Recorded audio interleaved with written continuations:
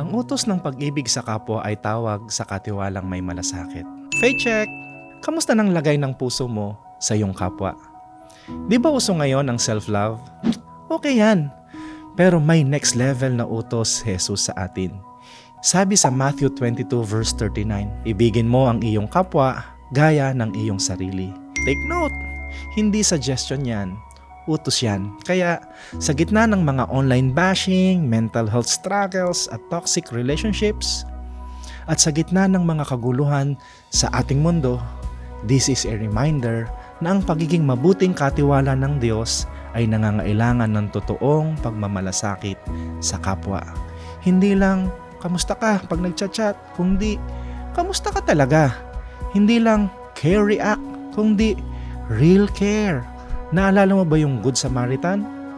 Hindi niya kilala yung nasugatan pero tinulungan niya.